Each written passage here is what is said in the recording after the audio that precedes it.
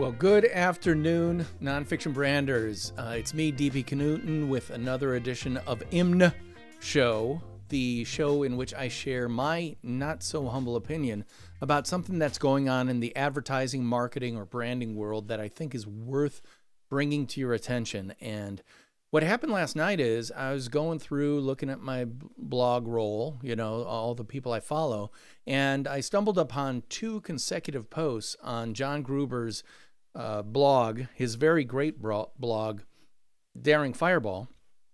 And here it is. And something popped into my head.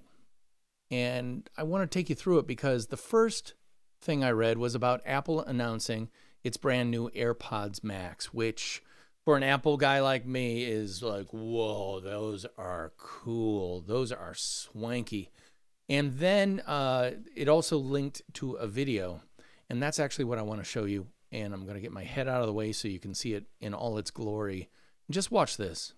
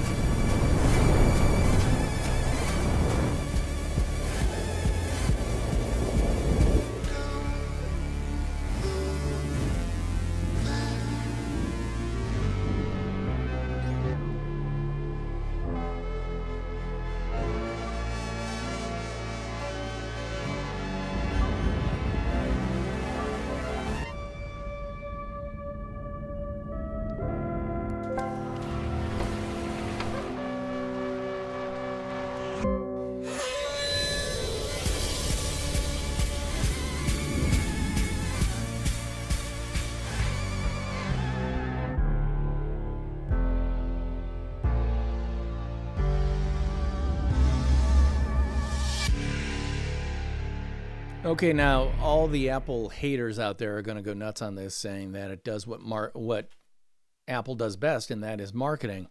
And I'm not going to disagree with them because it's really great marketing. But I am going to flip it and say, no, Apple's creating desire. Desire in my case, because I'm taking a look at that thing going, oh my God, it is so beautiful. And I got to have them. Now, the thing is, I'm not going to have them because they are not cheap by any means. In fact, they're $550, and that's not exactly in my budget. Even as a, hey, honey, I'd sure like these for Christmas gift. So it's not going to happen. But I just wanted to say that, wow, Apple is once again presenting themselves as a premium brand.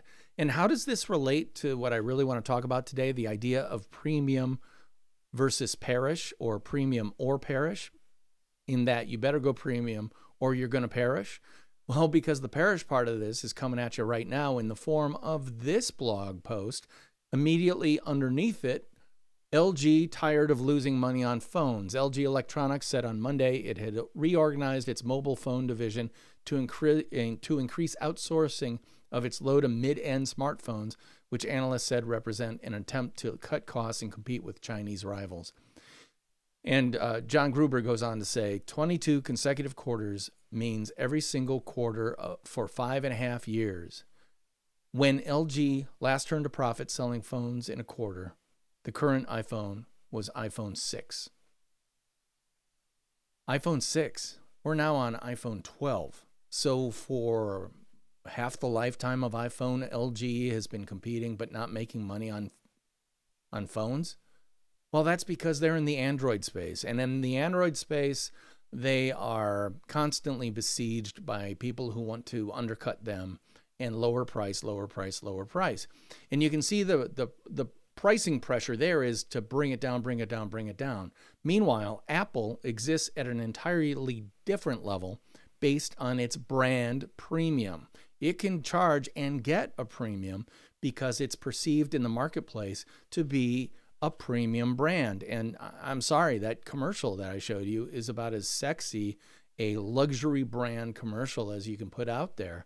But it's also demonstrating the features of the product. It demonstrates its noise cancellation. It demonstrates the fabric that has the L and the R actually woven into the fabric, so you always know which is the left and right ear cup and how to put them on your head. Just stupid, subtle things like that are so well thought out that it creates this feverish desire in the fans of Apple people like myself.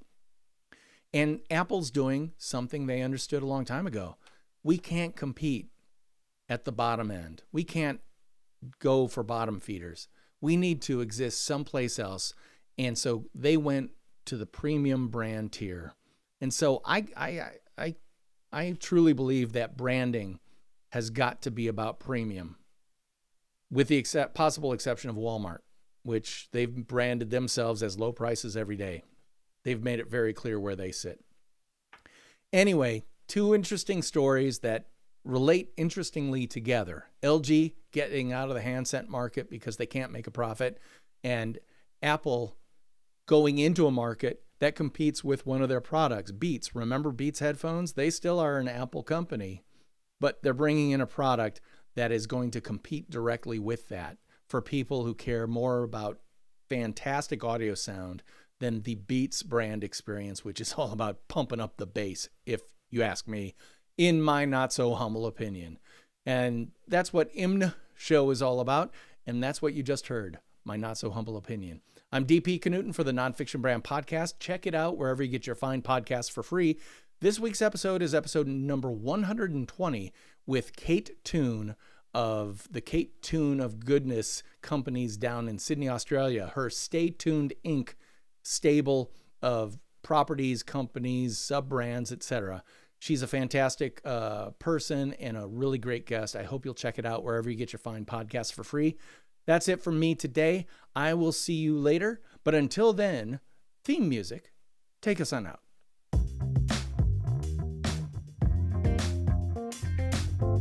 I'll see you next time. Bye-bye.